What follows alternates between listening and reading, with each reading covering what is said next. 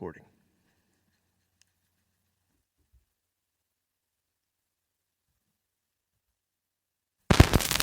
I think you invented a new word. You know, there's nothing more obscure than coming up with a new word for obscure. In obscuria? Was out obscuria taken? It's actually, they didn't make it up. It's actually Danish. Yeah. Danish. Like I said, obscure. It's the Danish word for pastry. Oh, okay. What a delicious in obscuria I'm having this morning. See, my coffee rolls off the tongue now when you put it like really that. Does. Yeah. We are actually Baco and LC from Cobras and Fire, but you know we're so huge. We already know. I mean, these guys have been riding on our coattails since we've been on Decibel Geeks' coattails. So who knows? Yeah. All right, boys. One of the best podcasts out there, especially if you like music that nobody's heard of. Agreed. Bands that were obscure for a reason. Nice job. In Obscuria.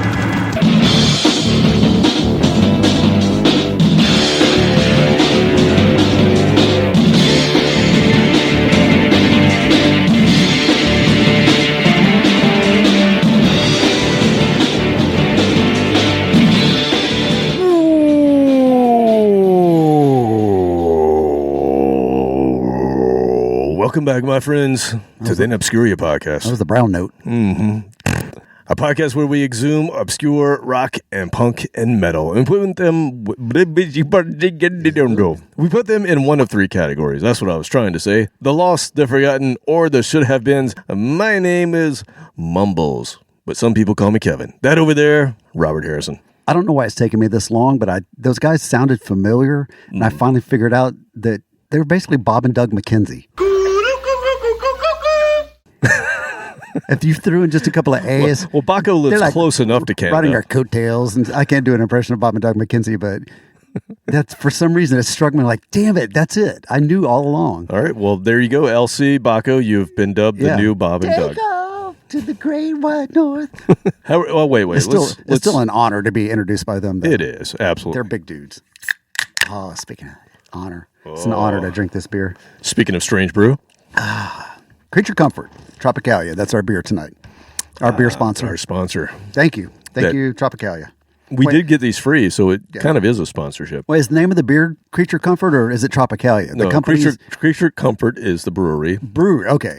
And then Tropicalia is this particular I don't beverage. think I've been drinking it for several years and didn't care until this moment. I'm like, you know what? I should probably know when I order it instead of ordering the company. Can I have a? Is that what you usually give me a Creature Comfort? Yeah. They're like, which one? Yeah, it's like, let me have a soda, please. Yeah, there's a choice. Oh, speaking of breweries, yes. Guess what's opening next week? The Smyrna Brewery? The Stillfire Brewery in Smyrna. Stillfire. It is the freaking Taj Mahal of breweries. This is the nicest brewery you've ever seen. And it's totally walkable. Across the street. Yeah! It's for every one of us. It's not for every one of us. It's for everybody, and every man, every woman, every child, everybody flash. I mean, it's staggering distance. Like, I could just fall down and be home. All right, so I need you to go ahead and cozy up to the owner. All right, he's already been to my house. I'm just saying. I'm not saying we cozied up here. I'm just saying he's been to my house. All right, well, it was very professional when he was here. We'll go ahead and make sure that you let him know that we do a podcast. We could do it live at his. I've already thought about that brewery, and we could, sell beers as long as we get them for free. He has a special room that we can use for that, so it's kind of soundproof. That sounds kind of like Pulp Fiction. I'm not sure I want to go. No, it has glass walls. Oh, okay, it's safe. All right, yeah, there's no padding in there. Okay, there's no box I have to go into. But this brewery, first of all, it looks great. They got the outdoor deck, all kinds of stuff. So it's fancy looking. It's got a Mexican restaurant attached to it. Just when I think you couldn't possibly be any dumber, you go and do something like this. And totally redeem yourself! So breweries in Georgia are not allowed to cook and serve food for legal reasons, but they just built an adjoining restaurant that's a separate business entity technically, but it's 5 feet away. So you just turn around and that's brilliant. It's like good quality Mexican. It's not just tacos. It's what? I'm going to clap for the lawyer. Yes. That came up with that. Yeah. Oh, that was good. Amen to that. Okay, and it gets better. But wait, there's more. they're not just brewing; they are distilling. Mm-hmm. Yes. So we will Spirits have as some well. spirits, and they're serving coffee from the local coffee shop around the corner. So all those drinks will be available. Rev? So we can go, Rev Coffee, Okay. our favorite coffee shop right down the street. You can go there for breakfast now and go to the brewery and say, no, I'm just having coffee, I swear. Wow. Yeah, so all of our business meetings will be at the brewery from now on. Do we know, is Madame Dubrow, does she have anything to do with this? Are they going to have occult items as well? Oh, I think she's part of the Back room? Yeah, back room, the tap room. She's in the tap room, the tapped room. The tapped room. Yes. Interesting. Yeah, so we can go there now. We have to go all the way to Mableton. Nice. All the way. All the way. Not very far. It's like 18 minutes from here. That sucks. That's amazing, man. Yeah, that's so I'm awesome. really excited about that. This has been 6 years in the making. The economy and other things took its toll, and it's finally getting here. We really can sort of start to figure out, can we do a mini Rockin' Pod here? Yes, we have room. Because we got a brewery now. Yeah, because we can have parties here. Walkable. We can have meetings there, and then the after party here. Yeah. And all the new It's all restaurants. coming together. Yes, it is. Nice. If we just pick a date.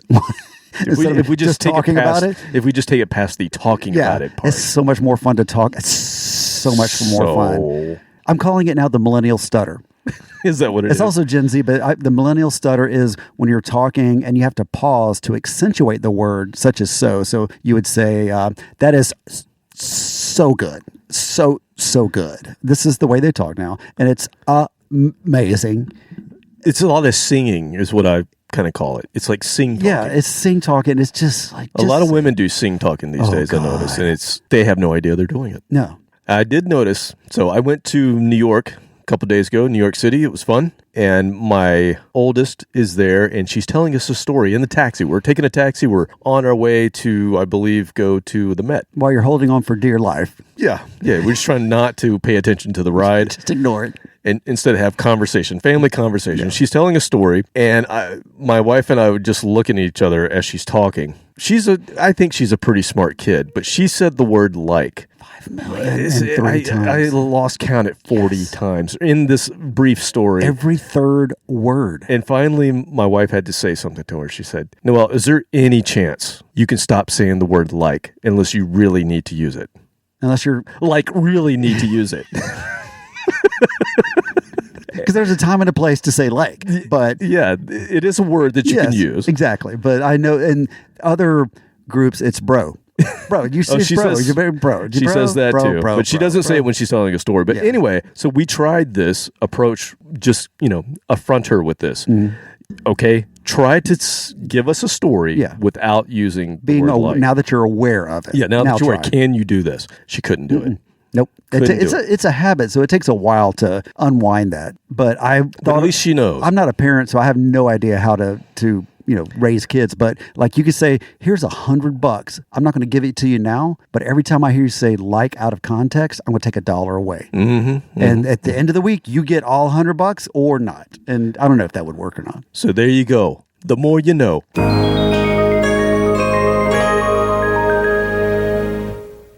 You're welcome. Come to me for parenting advice. I'm going to say device. Parenting advice. I'm here for you. All right. How about what do the people need to know about? What the people need to know about. What happened over the course of the week since the last time we got together and talked about everyone's favorite episode? I had a party Saturday night. That's about it. Mm-hmm. It was just a party. Now, you had a party last month, and Yeah. you said, I had a party, it was great, and that's all I can tell you. Is this the same scenario? It's different people. Similar scenario that we don't But need as far as telling people all about this party. I sent you a picture of the young lady that I met. You did. Her name is Pebbles. Yes, and I immediately typed Bam Bam. So, Pebbles and Candy, which I didn't get a picture of Candy, but yeah, so they were my favorite parts of the evening. And meeting them were my, Right. excuse me, Okay. meeting them Okay. were Enough said. 2 of my favorite parts of the evening. They each had 2 parts. Yes, 4. Technically, 4 of my favorite parts of the evening, but... Oh, Robert. Yes, Robert. You are a pervert. Oh, behave! Yeah, baby, yeah! Yeah, it was a good night. Lovely. It was a good night, yeah. So we had a good time. And, of course, the next day is the cleanup. That's not fun, but then I had a couple of people spend the night. So I encourage people. I bet you did. Hey, why don't you spend the night? And then the next day you're like, hey, while you're here, help me clean this up. Hose out, speakeasy. Yeah, so it was a good Hose time. it out. Just hose it. It's pretty durable up there. That's where we used to record. That's where we used to record. It's been maybe there's a reason we're not up there It's been anymore. defiled since then. It was all innocent when we were doing a podcast up there a few years ago. We had a band in there for a bit. Yeah, it's seen some things now. Yeah, so it's Just getting seedier and seedier. The soundproofing. That was a good idea. All those years ago when we did soundproofing for the music room. Yes. Yeah, that's come in handy. Swing, swing, tent pole. Oh boy. For the neighbors, for their sake. All right, and that's probably as much as you're going to tell us, right? Yep, that's it. I had a feeling. Yeah, you've already had the best part of what's been going on. So, do you want to ceremoniously hit the button since you've already sampled I might as well. a certain thing? I'm usually not stuffed when I hit the button, but we'll just go ahead and hit that button. Maybe. My dose of funk for the night. Perhaps. Ooh, tease. I'll cook all day just for little. Chef. To get your grub on with the chef. 1, 4, 2. Roberts, God not eating. That's right now, Roberts, God not eating. Wow! And eaten in the literal sense that it's already been eaten. Yes. I have already eaten. Yes, we had dinner before. I just didn't give you a sample. I went for the whole bowl. I came early because I was hungry. I was like, Jambalaya. I don't care about that little sample bowl. I want a big one. Taking a break from the gumbo for a couple of weeks, made jambalaya. Kind of the same thing. Which, when I looked at the bowl, I'm like, yeah, it's kind of the same Kind thing. of the same thing, but it's got a tomato base where gumbo has a roux base, so it tastes different, but it's got basically the same ingredients that a gumbo would have. So it was fun breaking it up a little bit. It was going great. out on a limb. It was delicious. Unfortunately, for the listeners, they do not get to listen to me slurp or munch or burp or any of that. It was Well, I a may whole still give bowl. them a burp. Yeah, we can do that. I'll do that. for you. Ceremonious burp, yeah. But yes, it was delicious, and I enjoyed a huge bowl that I would not normally get when we were sampling. That's So right. It was good, man. He's going to be sluggish tonight. Yeah, I'm a little fat and Happy. tired. I might just go to bed. We can pause this. This is pre-recorded. And we're back. That was an hour-long nap. So that's it. That was my week. We'll have some more stories next week. I'll spread them out. Okay. Is there anything you want to say about the current situation around the globe? What's going on? Oh, is something going on? There is something going on. Yeah. You want to say anything? I don't want to. Are people not getting along? People are not getting along. Should Are we say anything? Are they not getting along to the point of where explosives are involved? Mm-hmm. Oh, Yeah. okay. There's a lot of that. Is it over there? It's over there. Oh, it's not here. It's over there right now. Okay, good. If it's, It might come over If it was here. We here, don't know. I probably need to know about it. If it's, Okay. But if it's over there, Yes. fuck off, whatever. Okay. Yes, yeah, it's fun to watch things blow up. I'll admit that. I love a good explosion. I'm kind of known for that. So I'll pull up some YouTube footage and I'll go watch some things blow up. How's that? Did you say that to Pebbles and Candy? I'm known for a good explosion. I didn't have to tell them. You're a sexist pig. They found out all by themselves. Good night. Walking out. Leaving on time. All Okay. right. All right. Well, Yeah. you did. Well, speaking of explosives, you did help me install the moored C contact mine. mine. Yes, Yeah. a C mine update. Yeah, so it has been installed. I found some surplus detonators on eBay. So As one does. yeah, because the original detonators had been removed because it would be illegal to sell a working military explosive device, and a bad idea. Funny that. Yeah, You know how that's illegal. That would be illegal. But I found the parts that were removed, so they're going to be reinstalled tomorrow. You might hear some news. I don't know if it goes wrong. I might be part of the exploding stuff, but it'll be here, not over there. Yeah. So yeah, I appreciate the help, the manual labor, All right. manual labor. Okay. Well, after you install your underwater sea mine, go listen to Pot of Thunder, Cobras and Fire, Growing Up Rock, Slamfest Podcast, Decibel Geek, Sean Geek and Fast Fret Podcast, A to Z Radio, Metal Up Your Podcast, The Hustle, Disciples of the Watch, Podcast Rock City, State of America, Rock Strikes 10, Potter Than Hell, The Kiss Room, Ages of Rock, and The Podcast Will Rock, Big Al's Rockin' Podcast, and don't you dare forget about Monty.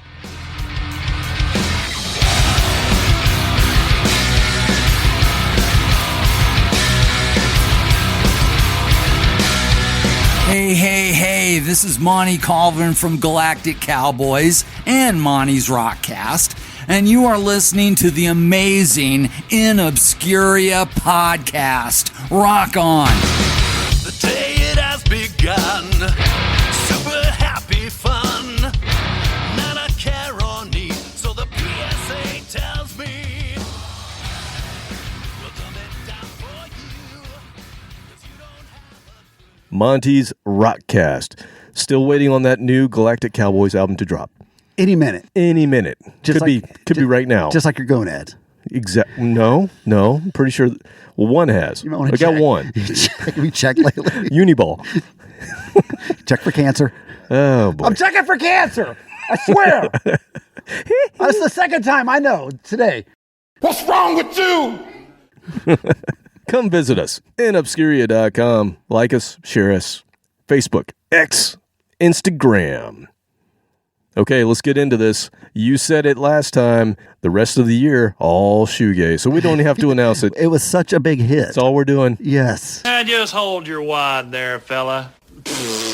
I'm glad people have come around to see my way of music taste. Phones everywhere are being turned off right now.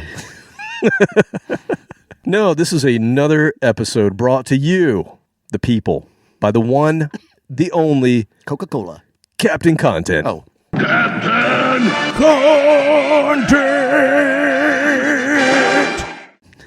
No, it was brought to you. You brought this to us. Right, you don't even remember. I'm not even sponsored yet. So all it took for this episode to take shape this week was a sound clip that you texted to me, a link, and that automatically set this week's shenanigans into motion. I will play said link right now, and then we will announce what we're doing. No, not that one. Sorry. Not that was one. wrong clip. Wrong one. Wrong clip. No. Sorry, we'll do that another time. No, it's this clip. Mr. Ski Instructor, I need a lot of training fast. I'm going to race down the K-13. The K-13? But you're just a beginner. If you ski out of your league, you're going to have a bad time. I have to do this, okay? I have to. All right, well, if you got to get good at something really fast, there's only one way to do it. Come on.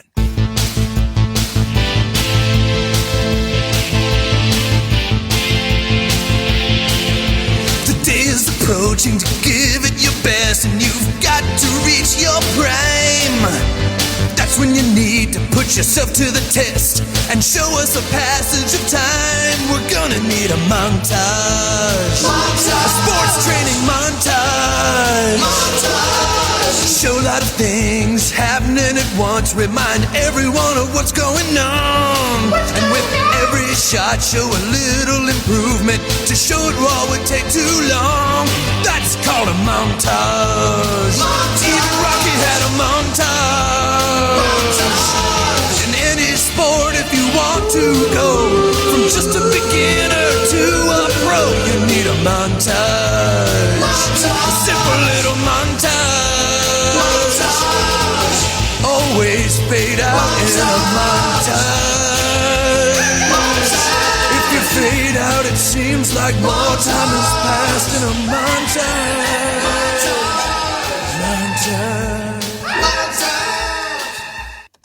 I love the soprano. I can't imitate it, but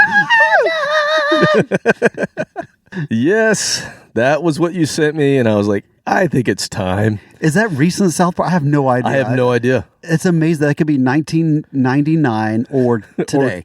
or it could have been last week. It really, I mean, they've evolved a little bit, but like The Simpsons really evolved, and a lot of characters have come and gone, but South Park's been more consistent. I have not watched either one of those shows in it's been 10 many, years. many years. I mean, I haven't had a TV in That's right. 10 You don't years. even own a TV. Yeah. So, but I see snippets of it here and there on the internet, but yeah, I have no clue. Anyway, so yeah, South Park, kudos. I saw that, was like, oh my God, yes. Yes. Wasn't there a montage song in Team America as well?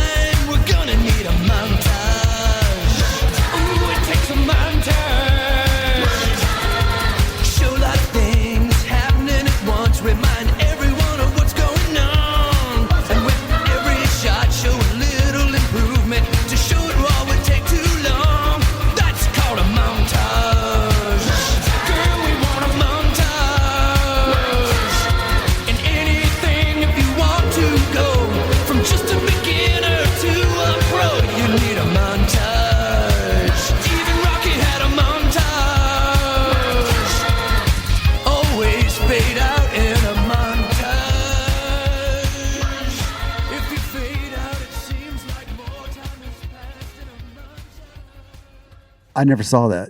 Oh, I'm sure you saw Team America. I've seen parts of it, but I don't think I've seen the entire movie. There's a montage song there as well. But anyway, we'll go with this Thanks for asking. All things considered, it could be better, I must say. So with that, this is going to be episode 325. Monstrous Montages. AOR 4. That could go from actual AOR or nouveau AOR. That's right. And we're going to have some of both. But, before we get into our album-oriented rock episode, we need to get the approval and the go-ahead from the other half of the Diabolical Duo. So this is democracy. Let's hear what they say about this.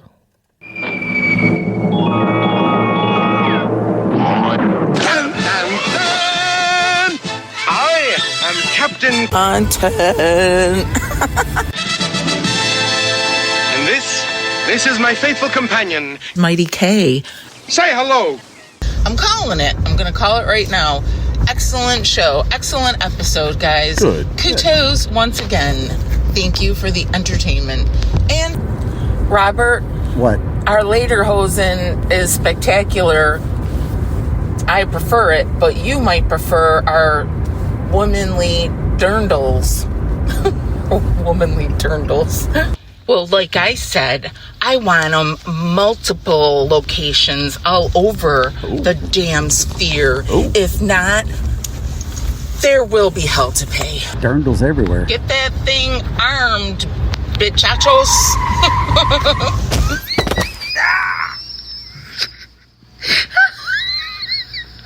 I'm crying. I'm gonna think of Kevin.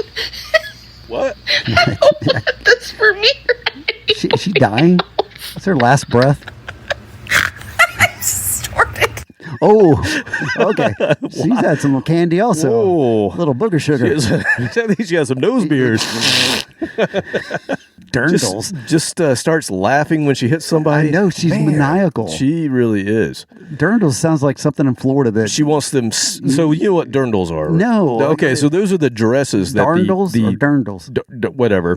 Those are the German dresses that the barmaids wear that, my God. accentuate the... That they're falling out of. Breasticles. Oh, I didn't know they have a name. And so apparently she was saying she wants them big and spherical, and I think you do too. Yeah. I'm pretty sure you agree with her. So we're in agreement. Size preference, just as long as it's at least a handful. Or 2 handfuls. You are a sexist pig. Yeah, okay. I didn't know that had a name. I just love those barmaids, she's whatever it is. Educating you. Wow. Dirndls. And then she hits somebody. And it's just fun to say. Dirndls. All right. Well, it sounds like a great transition into AOR. Yeah, completely connected. You're a true professional. That segue was great, man. Amazing. All right. So AOR music, we've done this before. This is number 4. This is like Rocky 4. Oh, that was a good one. That was a good how many AOR. Did they have total? How many Rockies? There's like 4 different montages in that movie. They had to fill up an entire movie of crap. That was the Primo montage movie. That was the one with the Russian. Oh, Dolph Lundgren. I was about to say Val Kilmer. Dolph Lundgren. Val Kilmer. It sounded Russian. No. He took his shirt off, played volleyball. He was doing that. Yeah.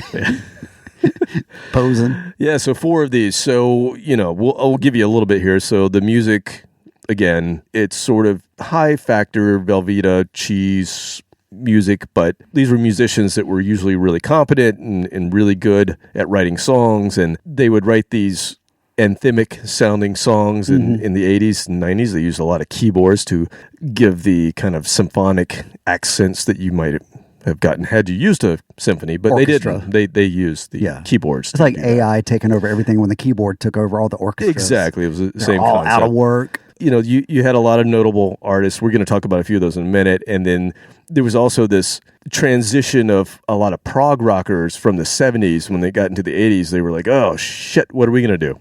Because that wasn't a thing anymore. And they saw a bag of cash sitting right over there. And they're like, we could make some of these songs where people could have some montages behind them in some films and do really well. So there was a lot of that as well. And it's called arena rock, AOR, whatever you want to call it. But it's actually been making a sort of quiet comeback over the last couple of years. So just like in other episodes, we're going to feature some newer bands doing this, out there doing it, whether it's, blatantly ripping off the 80s or a subtle nod. It's a nod. Yeah, it's great. And Tip of the hat. It's fun. To start off, I thought we would do, last time we did this, we did a top 10 montage scenes. This time I thought, well, what are the top 10 AOR albums? Just the biggest albums in the genre. And it will give people an idea of what is AOR music. This is from Louder Sound, which is part of Classic Rock Magazine. So I'm just going to read the top 10 and we can discuss. And how many of these did you own out there? Let us know. Number 10, High Infidelity, REO Speedwagon, 1980. Featured Keep On Loving You and Take It On The Run. Oh, two huge songs. Not necessarily they were popular, but the sound. They always had layers and layers and layers of harmonies and guitars. Rickman, Jeff, what was his name? Racky Rickman? we had this. No, that was a different guy. That was a guy on MTV. I know that. Don't have to fool me. Were you insinuating he's the guitarist for Rat or something? No. No, what was see an earlier conversation for that. No, the guitarist for R.S. Beelan, Gary Rickrath. Okay, Gary Rickrath. His layers of guitars. I think he wrote both of those. But yeah, even back then. So I was 10 years old, and I remember hearing that on like an AM radio and falling in love with those two songs. They're just huge songs. I love that. I guess I always thought of them as a 70s band, but they definitely came out of the 70s and.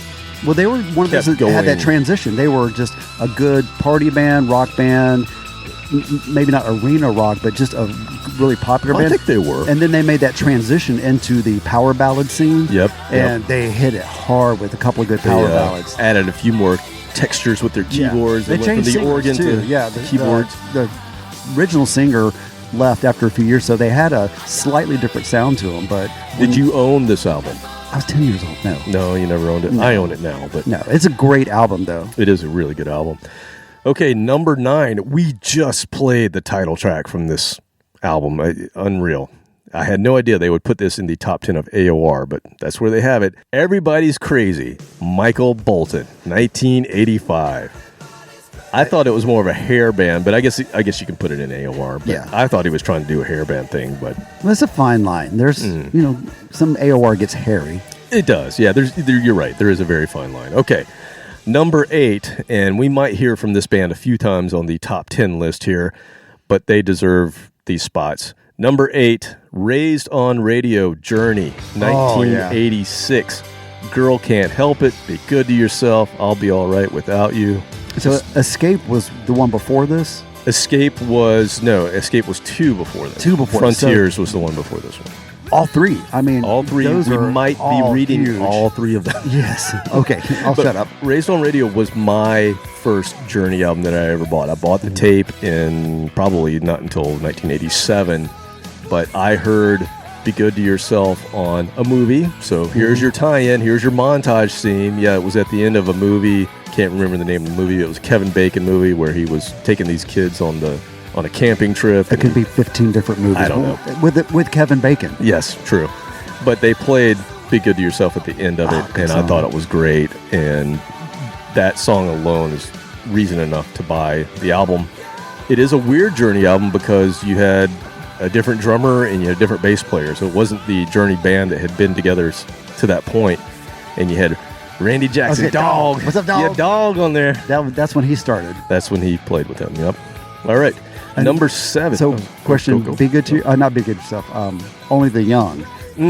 That's my montage Journey song. That every time I hear that, it just screams montage. Only the Young. Yeah. Only featured on the soundtrack. Right. Yeah, but it's just that I keep coming back to that. It's one of the best montage songs. That was Vision Quest, right? I think so. Yeah. Yeah. All right. Number 7. Dawn Patrol, Night Ranger, 1982. To me, this is an odd pick because this is the heavier version of Night Ranger to me, their first album. So Don't Tell Me You Love Me's on this, and then Sing Me Away's on this. But the next album, Midnight Madness, is the one with Sister Christian. So I would have put that here instead of this one. That's more montage. Yeah, totally. Go see Boogie Nights. Boogie Nights. One of the best pairings of songs, just because it's so odd. Just thinking about it. But that scene was meant to instill anxiety. Oh, my God. They were all nervous, and that song, and the dude throwing the firecrackers. Like, there were so many things you're like, what the fuck? Naked Asian guy throwing the firecrackers. You're like, what am I watching? And it just builds that tension until the drug deal scene gone bad. Drug deal scene. Everybody's on edge, but the song, you got this big power ballad, and the sing along. He's like, no, you got to hear this part, man. They're all coked up. Yep. Yeah, that was cool. The 80s were great. That's AOR, man. That was the 80s right there in a nutshell. But I would have put that album ahead of this one. But Dawn Patrol is a great Night Ranger album. It is still, I guess, it fits in with AOR because it has a lot of heavy keyboard in it. Number 6 absolutely belongs at the number 6 spot. Toto 4 by Toto, 1982. Rosanna and Africa on this album. Two of the biggest sing-along songs ever written. Unreal how big those songs were at the time. And they still made a comeback. And still, not just want both of them with the young kids. The kids know every word. I've seen it time and time again. We go to festivals and burns and things. If somebody plays that song, it's a crowd favorite for 20-somethings. Africa or Rosanna? Or both? Yeah. Both. Weezer redid Africa a few years ago. It was a really good version. Yeah, they did a good job. They're talented, man. Yeah, they're good. They were once in a prog band. Yes, we just found that out. Yes. Okay. They pretend that they're kind of indie and dumb. You're right. Not dumb, but simple. Yeah, but then they're really good. Mm-hmm. Okay, number 5, you've already mentioned it. Frontiers, Journey, 1983. Separate Ways, Faithfully. I mean, come on. Great songs. Slow dance song, Faithfully. Oh, yeah. That's Couple Skate. Couple Skate only. Separate Way. Well, which one? No, it's a different one that was in Heavy Metal, the animated movie. Oh, yeah. That would be Open Arms. That's a different album. Yeah. Okay. Number 4. This is another weird one to me. Vital Signs by Survivor, 1984. Eye of the Tiger? No. This is 2 to 3 years removed from Eye of the Tiger. I thought that was earlier in the 80s. That was later 80s? That was earlier in the 80s. Oh, even earlier than 84. Eye of the Tiger is, I believe, 81, 82. This came out in 84. Okay. It made their number 4 spot. This is when they switched singers. They have a different singer on this album. Dude's an awesome singer, but I don't know. I just don't remember. Is it the same singer that did the Budweiser commercials? It is. Man of genius. Yeah, it is. And it's also the singer that was featured. So they had a big hit on, speaking of Rocky IV, in 1984, 83. They had a big hit on that album as well. So I Can't Hold Back, and it's not the singer, it's the song. Those are the singles, and I would put Eye of the Tiger here. Yeah. You cannot get more AOR than Eye of the Tiger by Survivor. Yeah. And that's when it really came into fashion. I mean, it was... Yeah, it was around before then, but that evolve was it to what it is. Yeah. I mean, and also it had the big movie tie-in, had the Rocky tie-in. So, all right, number 3 absolutely belongs here. The top 3 they nailed it. They absolutely nailed it in this list. Number 3 is Foreigner 4 by Foreigner, 1981. Jukebox Hero, Urgent, Woman in Black. I mean, this is a big album. I'd agree. I don't know any actual montages with those in it. I'm sure there is somewhere, but nothing stands out. If Urgent's not in the movie, I don't know why it wouldn't be. It should totally be in the movie. Yeah. That's weird. I just can't think of any examples for that one. Every other one I can. All right. Number 2, this goes back to the 70s, so this proves that AOR kind of did come out of the mid to late 70s and really got going in the early 80s. But number 2, Boston by Boston, 1976. Smokin', Foreplay, Long Time, More Than a Feeling. Every Boston album. They could tour on just that album after that. I think they did. Well, they did. They had their second album in 78, which, again, Don't Look Back was huge. Yeah. And then they didn't put out their third album, Third Stage. 86? 86. 86, because there was a fire, and I think it burned all the tapes. Capitol, they had to redo was it Capitol Records? No, I think it was his house. No. It was a record company. Oh, I thought it was Schultz's. Oh, no. I thought his basement or something. Oh, like no. That. Did I actually get something right? I don't know. It was a record company. Oh, okay. Well, something happened. I think it was Capitol Records. I'm 64% positive on that. Hey, staff, get on that, would you? Hey, get off your phone. Well, these kids, man. At least we got kids. So at least we don't have AI anymore. Yeah. So, all right, let's get to number 1, and we can start this whole thing. So number 1, you've already mentioned it. Escape by Journey, 1981. And I did own that. The cassette. You'd own this one. Oh, yeah, I did actually own that one. Let's see. I think it was until 82, though. 1981, Don't Stop Believin', Stone in Love, Open Arms. The entire album is just AOR gold. That and Van Halen, 1984, it was one of the two. I think I just walked around with one in my pocket, one in the Walkman.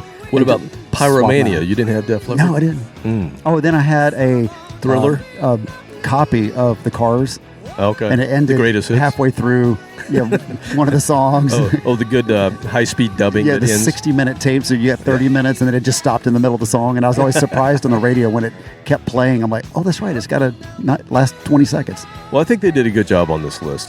Yeah, that's pretty close. There's some questionable selections, but they got the bands right. They always have to throw in a couple questionable selections to get people talking about. Why would you not have Eye of the Tiger? I mean, come on, you can't get like more. I said, they did what they're supposed to do, and they got us talking about it. Okay, well, let's get into this. Gave them some PR. Now, this episode will come out just prior to St. Patrick's Day. So what I thought we could do, Robert, every time we do this, we play these songs, and in our heads, we think about the montage that should be happening that goes along with the song. So this time I'm going to ask you, our montage scenes should be appropriately aligned to the holiday in some way. Which holiday? Specifically St. that one? Patrick's Day. Okay, I didn't know if there was any holiday, but just that one. Specifically this one. Okay. We'll try. We'll try. Find green beer somewhere in the montage. Yes, we'll see what we can do. You can think of locations as well. We could always use that. And then I also thought, well, I should find some bands that also align to the holiday. So our starting band, referencing both the genre and the holiday, because this is a band with a connection to Boston, both the city and the band. Oh, so you're crossing off two. Boston, a huge city in one episode. Look at St. Patty's Day, right? So. Baked beans. This band is called Orion the Hunter and featured former Boston members Barry Goudreau on guitars. Brad Delp was songwriter for this, and he did backing vocals. He was not lead, but the lead vocalist was named Fran Cosmo, and he would later join Boston. He would replace Brad Delp. Got it. In Boston. These guys did this. They got Bruce Smith on bass. They got a drummer named Michael DeRosier, who was formerly with Heart. So Heart is another band that also turned into an AOR band in the 80s, big time. Great example of that. They figured out the formula. And so these guys, they formed in 83 because there was a long gap, as we just mentioned, a long gap between Boston's second album, Don't Look Back, in 1978 until the Third Stage album came out in 86. And the reason for that is... Surprise, motherfucker! Schultz wrote, performed much of the material, reworked mixes, and pursued a very specific sound, stretching the recording timeline. Schultz also built and upgraded his home studio and audio gear, including Rockman-related tech, which introduced engineering challenges and extra development time. However, one of the main causes for the delay was flood damage. A flood in the early 1980s damaged studio equipment and some recordings, requiring repairs, replacements, and redoing material. There were also prolonged negotiations and legal matters with the management/record company, delayed delivery, and release scheduling. Lastly, limited outside band involvement and lineup/availability factors slowed completion. Combined, these factors produced the 8-year gap between Don't Look Back, 1978, and Third Stage, 1986. Okay, so Barry Goudreau released a solo album in 1980, did pretty well, but he wanted to put a band together. So he put this band together. They called it Orion. And then apparently Orion Pictures said, no, that's too close to our company. You have to call it something else. So they came up with Orion the Hunter. And that's what they did. They released this album, which is self-titled Orion the Hunter. It actually charted at number 57 on the top 200 Billboard chart, which I had no idea because I don't remember this. I knew of this because Barry was in it and I had read about it, but I don't remember this being a thing. And I was paying attention to music in 1984, but I don't remember it being a thing in 1984. Do you have any memory of this band? No. That was before I listened to the rock station on the old radio. But this is not something that they would play on classic rock where they go, oh, that was Orion the Hunter. No, I don't remember that, no. But they had a single Molly called... Hatchet? Yeah, exactly. Orion, no. They had a single called So You Ran. It reached number 7 on rock radio and number 58 on the Hot 100. Again, did not know that. They toured, this is 1984, they toured supporting Aerosmith. That was not a good year for Aerosmith. I was going to say, that was in the doldrums for them. That was a bad year for Aerosmith. That was right before they had their comeback. But they hadn't started that yet, so they were probably... Clubs. Yeah, and they were probably doing a lot of cocaine. Oh, God. Jeez. So the band actually split before recording their second album. So we only got the one, Orion the Hunter. I believe there's some demos out there if you want to go seek those out. But I'm going to play, not the single, I'm going to play another song because I wanted to play songs that felt to me like they could be in a movie of the time, of the era. So 1984, think about a movie from 1984 having something to do with St. Patrick's Day. And this is the song, Stand Up.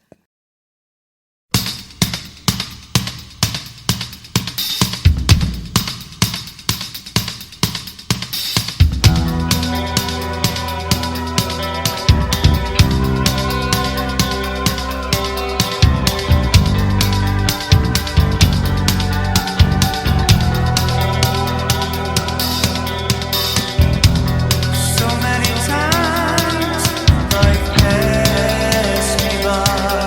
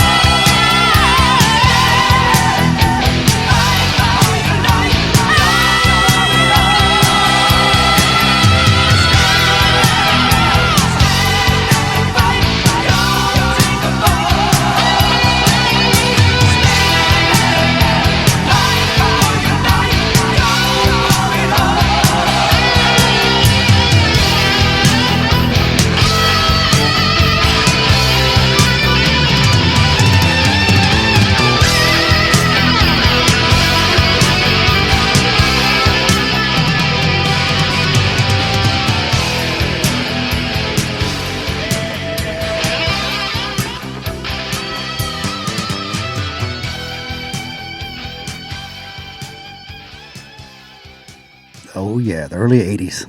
That's what it sounded like, people. And it had an appropriate fade out. Love that. I noticed it. Don't think I didn't notice that. So that was a great scene in my head. Oh, okay. I almost want to say Mardi Gras, but St. Patrick's Day. Mardi Gras still in my mind. St. Patrick's Day, you're going out with your buddy in Boston and going to a big bar type party, and your buddy just happens to be a professional MMA fighter. Oh, badass.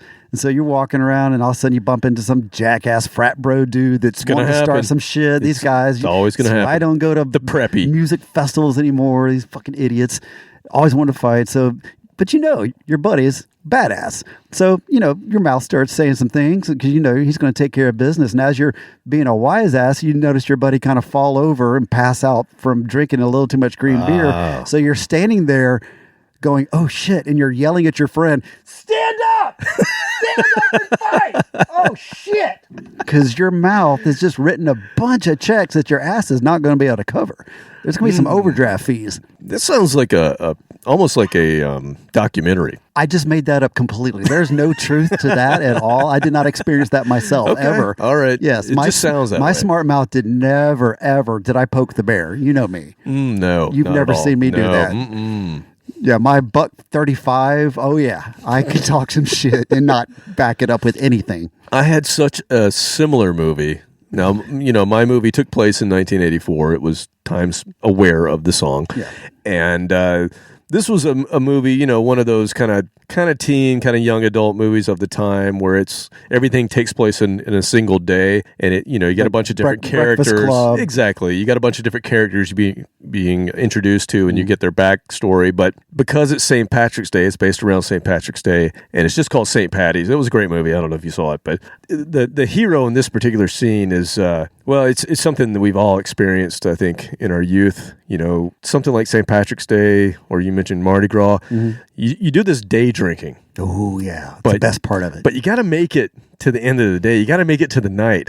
And there's always the one guy who just doesn't know how to limit himself. Was his name Eric? Yeah, the main character's name is Eric. How did you know? Just for some reason. And Eric just did not pace. No, there was no pacing. And so this scene is where Eric is literally just hooded eyes and about to fall over. He's in the middle of the bar and everybody else around him. It's getting nighttime, but he has been drinking all day, and it's going to be a struggle to get him back up. And he's a big dude. He was thick. It's a big dude. But, this song comes on the jukebox. Yeah. And all of a sudden, he's reinvigorated. He's trying. He's got to get back up because he's got to finish drinking all night because this is a party, and you don't miss the party. It only happens 12 times a year. Yeah, and so this whole scene is about him just getting up. The fight is not with someone else. The fight is within. There's the hardest fight. That's right. Those are the hardest ones. So that's my theme. That is. You got to dig deep. Yeah, exactly. Dig deep. And at the end, he, when the guitar lead is going on, is when he gets up and he just starts slamming beers again. He's back, baby. He hits the mosh pit. Yeah. There is no mosh pit, but he hits the mosh pit for the acoustic guitar solo. The 1984 equivalent of a mosh pit, yes. And everybody's looking at him. Yeah. So what'd you think of the song? Is this Boston-like? Yeah. Yeah, totally. It didn't have the soaring guitars, but it had some good guitars. But Barry Goudreau did play lead on some of those songs from the first two albums. There's usually 2 or 3 or 4 or 12 tracks of guitars too. Yeah, but you're right. Without the main Tom Schultz in there, it's very distinct guitar too. If it had had the same tone as Tom's, what was this called? Rockman? It was Rockman. The box. Yep. Yeah, the Rockman box. Yep. Is it Rockman? I knew people. Rockman? A Rockman. A Rockman. Sound like a Walkman. Okay, got it. Okay, Rockman. Florida man goes, Rockman. Rockman. Woo. Anyway, I knew somebody that had one of those. It was pretty cool, actually. I need to look up on eBay. Yeah. So if you don't know the story of that, go look it up. That's what we're going to tell you. There's a whole other story. We don't have time. So Barry Goudreau did not make it to third stage.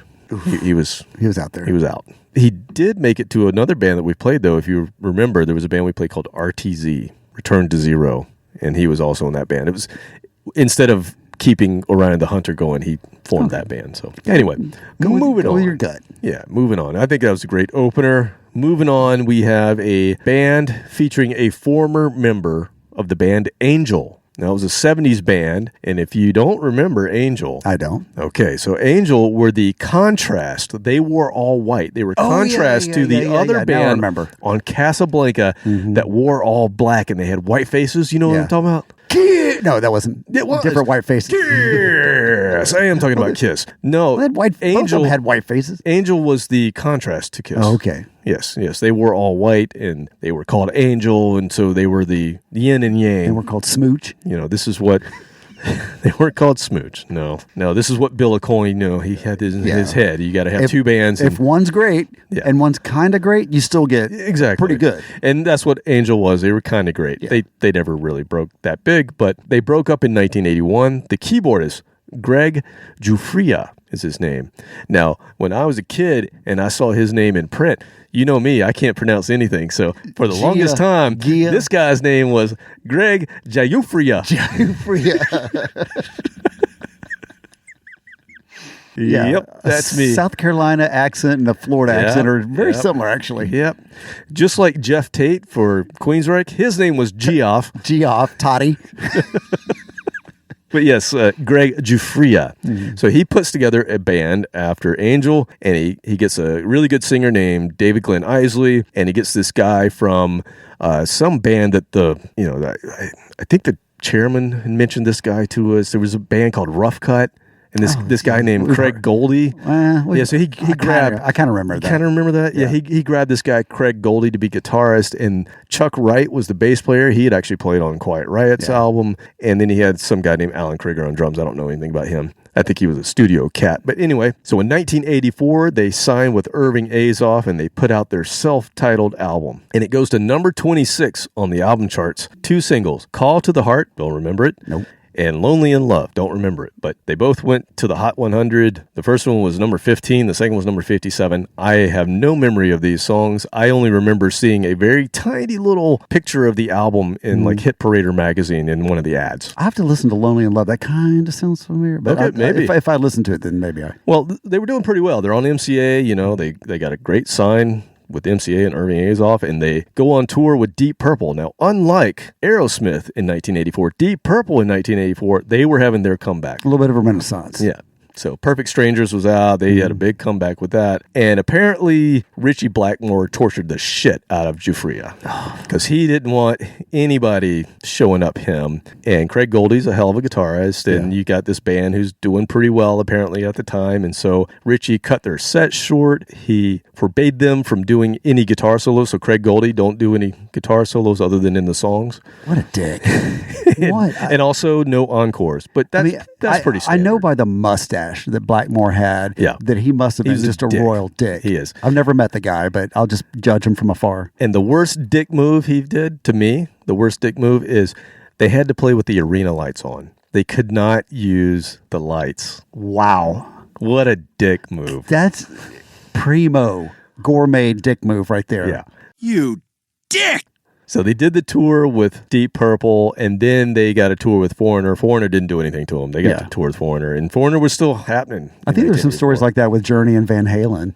There was some animosity between those two bands because Journey had kind of the same looking down on Van Halen. Who are these guys? Well, there's stories like that with Aerosmith and Kiss early on too, where Aerosmith did the same thing. They were trying to sabotage Kiss's opening set. We never did that. No, well, there's no reason. No. Like everybody can rock. Exactly. Everybody can bring their A game. Buying each other beers. We always had a good time. So stupid. I don't remember any bands that I'm sure there were, but I don't remember any specific bands that were like, oh, those dicks. I do. I remember one. It was To Whom. The Bell Tolls? They were just called To Whom. We'll talk about it. They were dicks. Okay, we'll talk about it. I don't remember, but like I said, I'm sure there was at least one, but for 99% of the bands, we had a great time. Yeah. Okay, so in 1986... they were ready to do their second album. Giuffria was. What a catchy name, by the way. The name of the band was Giuffria. It's hard to pronounce or spell. Of course, to me, it was Giuffria. Yeah, it's French.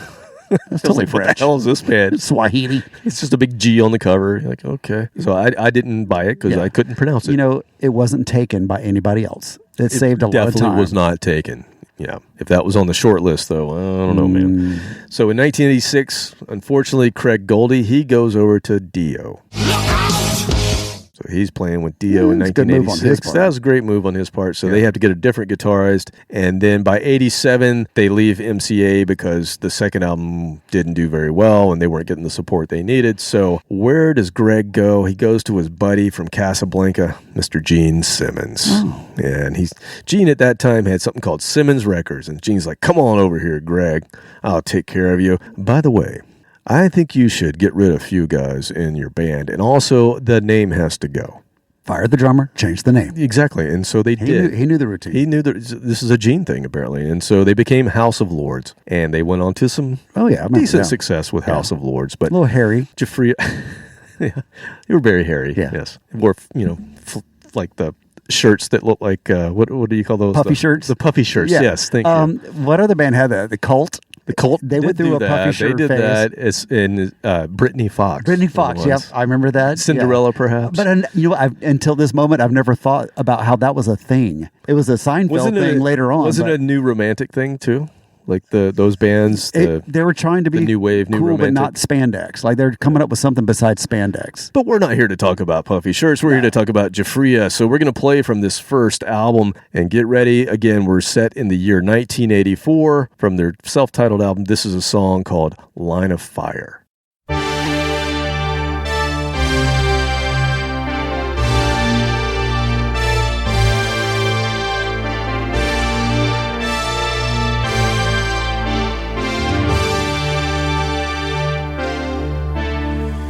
Morning sun refused to shine. She leaves her by the foolish lie, washed away beyond the tide.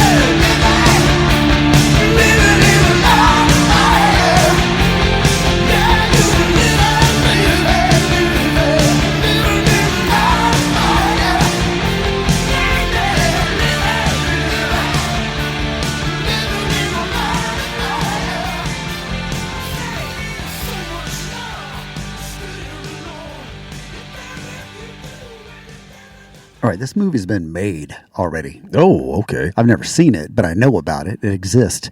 Horror movie. I think it's the 80s, maybe the 90s. I don't know because I don't watch movies like that. But it was an evil person that gets sentenced to death by the electric chair, and they go to light him up instead of just dying like most people do. He got into the electrical grid somehow, and he would travel around somehow and I guess kill people. Horace Pinker. Is that his name? Mm-hmm. Yeah, so you know about this movie. So I don't know anything other than that about the movie, but my montage is about the movie, my version of it. So, he's killing people. They get sick and tired of him killing people. They're like, all right, that's enough. We got to do something. So they lure him through the electrical grid into this building, and they've installed this giant ground rod, which goes down into the ground, and this electric current, stuff like that, blah, blah. And they fill it full of explosives. So they lure him into the building through the grid, and they cut the power, trapping him, and they blow the building up, and it sends him down into the ground rod back to hell. Oh. Where he's supposed to be. This was great. Yeah, the name of that movie is Shocker. Shocker. Yes, two in the... No. Not that movie. That's a different movie. Different movie, Kevin. That's on the internet. One in the... No? Nope. We don't go there. Okay. Family show here. Yeah. We are here today to bear witness to the execution of Horace Pinker, whose unspeakable atrocities have horrified the people of this great state. He stands convicted of 52 counts of aggravated assault, 23 counts of armed robbery, and 37 counts of murder in the first degree. Prisoner, have any final words? Yeah. No more Mr. Nice Guy. I don't think he's dead.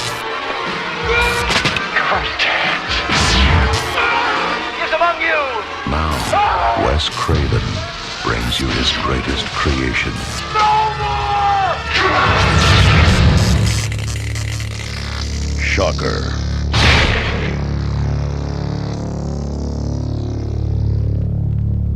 Okay, all right. Yes. That's good. Now, Shocker did have an amazing soundtrack, but it was later in the 80s, 88, Was it 80s? I believe, Okay. 89, somewhere around there. We actually played some I think songs it sounds from that familiar. Like soundtrack. I still have not seen that. But Horace Pinker was the name of the guy that, he got sucked into the electrical grid or whatever and terrorized people. That was a Wes Craven. Yeah, I mean, it's interesting. It was different than just the slasher movies. There's a lot of those. It was pretty god-awful, but I like your version a whole lot better. They should hire me. Yeah, they should have hired you. Now, I'm hearing this is 1984, so I'm actually hearing a continuation of my movie. Now, this is a different character because, like I said, this movie's called St. Patty's. It's about just... Oh, yeah, mine had absolutely nothing to do with St. Patrick's Day. Sorry, I missed the point. That's okay. That's all right. We'll go with you. I'll give it to you. Attention span. Shocker. So this is another character because, like I told you, this is a span of a day, but you're introduced to a bunch of different characers, and somehow they all come together at the end. At the end, yeah, their lives overlap at the end. Yes, you've seen movies like this before. But this character's name is Robert. Oh, wow. And young Robert. So he's connected to the other guys that are at the bar that have been day drinking Like all day, and they're Siamese twins. What the hell did you just say? No, not like that. Not that kind of connected. Weird. And he's also not a made man. Not that kind of connected. Yeah, so, okay. So just no. They know each other. This is a friend. So those guys are still in college. This guy, he graduated early. He was a go-getter. He graduated a semester early. He's already in the workforce, and he is Mr. Suit trying to prove himself, and he's got a boss that's just an asshole, right? But, when you're young and you're just out of college, you do whatever it takes. You got to put up with it, man. You got to put up with it. Climb that ladder. And so he wants to go out day drinking with his buddies. He's got a job, and he can't leave the job. And his buddies are calling him, on the payphone, because that's what they had back then. Yeah, you didn't have cell phone. They're calling him. He's like, I'll meet you guys later. I'll be there tonight. Don't worry. But no, his boss is a dick. And this is in Boston. People know in Boston, you don't do that on St. Patty's Day. You don't assign work and make your people work late. It's like Freaknik here in Atlanta. You let them take the day off for that. Exactly. And his boss is just a dick. And he purposely made him be the only one who has to do all this paperwork. Because, they didn't have computers. They were doing all this paperwork. Triplet is in carbon copies. Exactly. And you had to press real hard. While this song's playing, he's struggling with, again, inner turmoil. Do I just say fuck it and go party, or do I do what this guy's telling me to do? You say yes. And in the end, he makes the decision. Yes. I got to go to the bar. Go to the party. And he rips that tie off, and then at the end of this song, it was a clip on. Those are big too. It was one of those with the, what was it? Tie clip? No, what were the ties in the 80s? They were knit. I forget the knit ties. Yes, and they were straight on the bottom. Yep. Yeah, he rips that off. Yep. And then he heads to the bar. So at the end of this, he's at the bar with his buddies. Then you have to tie it around your head like a bandana kind of thing, like you're a warrior. Maybe that happened. That's the office attire when you go to the bar. But that's what happened. That was the character you got introduced to here. Line of Fire. You're just telling people about my youth. That's all. No, this is completely made up. That was an autobiography of my 20s. But what'd you think of this band, Giuffria? Good. I think I've actually listened to them before. The name and the music sounds familiar. I couldn't tell you a specific song I've heard, but the quality's there. The guitar sound. It's not as cheesy as some of the other bands we play on this particular episode, but I like it. I mean, the main guy is a keyboard player, so the music's very heavily keyboard oriented, but it worked well for what they were doing because that was the thing made AOR what it was. Is how much keyboard can you put behind and rock. It really set them apart in other ways from hair bands at the time, because hair bands typically weren't keyboard oriented. There might have been a little bit, but the AOR bands had heavy that was the keyboards. Defining factor for a lot of these bands. If you had the keyboards, like, oh, that's one of those arena rock bands there, and then if you didn't have it, Aquanet, you go over here. You had two guitars. Now they could still look very similar. Well, you had long hair, but the amount of volume, the amount of teasing, pushed you over into the hair band side. Yeah, and the hair bands would maybe have more of the ripped clothes stuff, instead of just the number of holes, a lot of scarves. Yeah, a lot of scarves and stuff. Leathers, chaps. Your AOR guys, they're probably like tight jeans and kind of those stylish looking dressy shirts and things like that. So yeah, maybe. I don't know. That's my memory. I was 15. I really didn't care what they were. I didn't have any of that stuff. I just saw the dancers in the background, like, oh, hello. Yeah. Okay, so let's get into our next song here. Now, this is another AOR band that is not old. This is a new band. Ooh. And this is another one that I heard, just like our last episode, a band that I heard on the Growing Up Rock podcast. And it was another one of Stephen Michael's favorites from a year or two ago. All we do is just steal their content. I mean, let's go ahead and admit it right now. They love this 90% of what we play, we just steal from Growing Up Rock. Yeah, we steal from them. Yeah, this is in their, as they say, this is in their bang zone. What the hell you say? That's the term they use. They're what? They're bang zone. Bang zone. Yeah, that's a Stephen Michael term. Okay, that means I'm going to use it right here. Completely different around here. I know. Bam, bam. Okay, so anyway, this is a band I got from them. This is a contemporary band from Nottingham, England, heavily steeped in nostalgic hair metal and 80s AOR with a little bit of modern flair to it. And the band was formed by a guy named Rob Wilde, who was also the lead singer for a short time for the Welsh glam metal band Tiger Tails. But he was only with him for a little bit, and then he goes and forms this band. They're called Midnite City, and they've actually put out 6 albums since 2017, and it's all in the realm of some songs are more glam metal, some songs are more AOR, and it's just pure gold. It's paying homage to the time of the 80s while still coming across as somewhat current and somewhat not. It's like Steel Panther, but not as silly. Like just a really sometimes good it is. to it. Sometimes it is without the lyrical the lyrical content. That's what I'm thinking. Like the banner in between that they're known for. That was still a good show. That was the Kiss Cruise 2016. Oh, with Steel Panther? Yeah, that was really good. I enjoyed them as much as Kiss. Yeah, they're fun. This band tours all over the world. They're hitting the UK and Europe this summer. So if you see Midnite City come to your town and you're in the UK or Europe, go see them because they're fun. And I picked a song. I think this is going to have to be a continuation in my movie because this song is called Girls Gone Wild. Girls Gone Wild.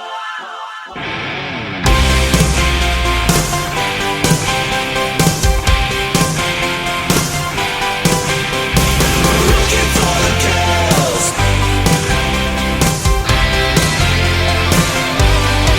She's got it all. Know what I'm saying? She drives me wild with those games she's playing. She winds me up, then blows me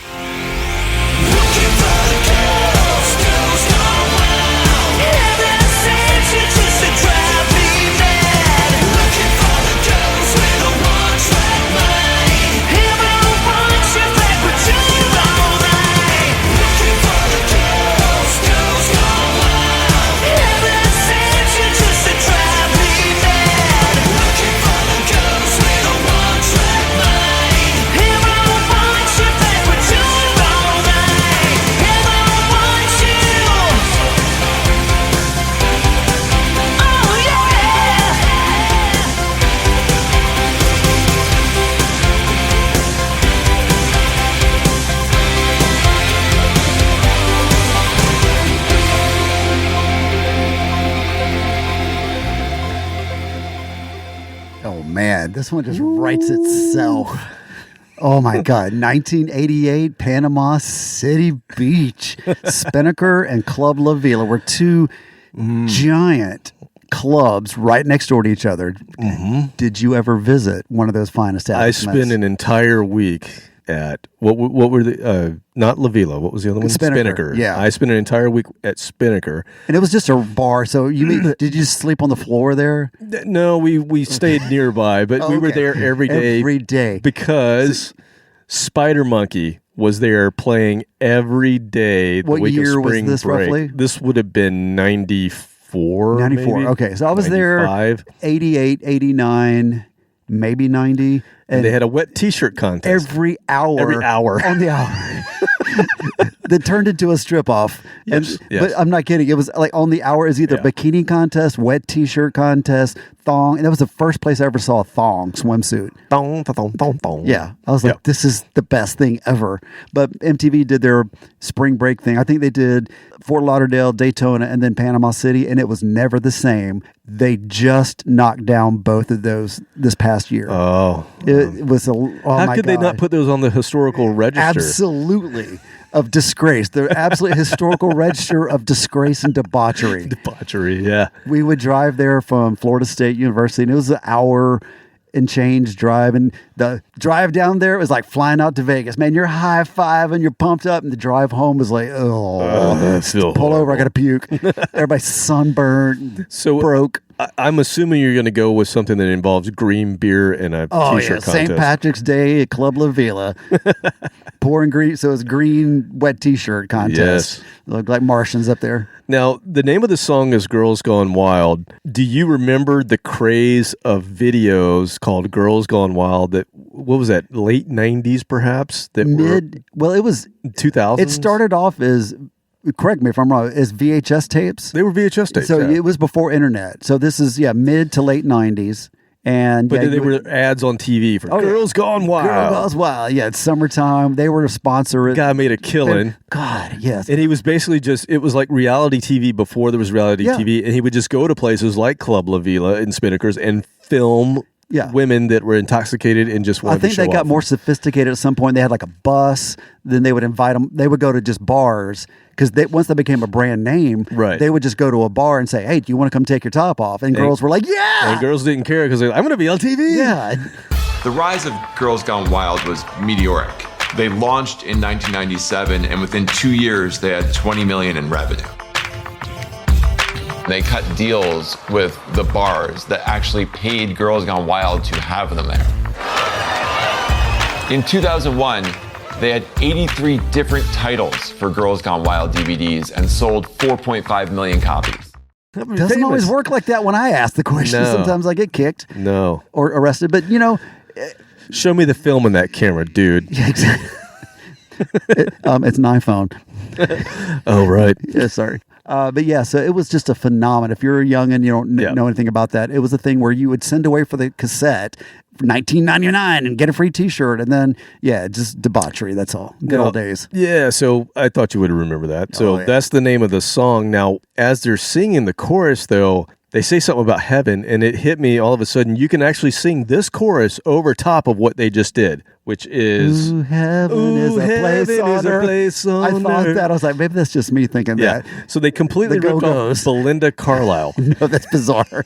But if you're going to rip off from mid to late 80s, that's perfect because that was very quintessential 80s. So this came out in 2023 in Midnite City, guys. So they took this title from the 90s videos and they took the chorus from Belinda Carlisle's 87 That's right. It wasn't the Go-Go's, her solo album. That was later 80s. So in my montage, this is where we're introduced to the lead heroine of the film, the female lead character. Yes. Her name is Belinda. Okay. How about that? I liked her. And this is basically it's the kind of counter to the guys drinking all day and hanging out and puking. This is like the more elegant, the girls who are basically doing the same thing, but they haven't paid for a single drink. That's their whole goal. Damn thing. That is their whole goal is they have this bet going on between the four of them, and Belinda's in the lead. She hasn't paid for a drink all day, and she's not planning on paying for a drink, and she's just showing the guys what a good time could be, but she's never going to give it out. No, she shows but side she gets boob the free maybe, drink. but not the full boob. Yeah, so she gets the free drink. So this is where you're introduced to Belinda. This band's great, man. Yeah. They They do they're it fun. better than the originals. It really is better than because they boil it down. They know the high points and they take the bits and pieces and just put them into one song. They completely ripped off Belinda Carlisle. Yeah, though. it is. Like I said, I was thinking it, but then when you said it, I'm like, oh my God, it really was that bad.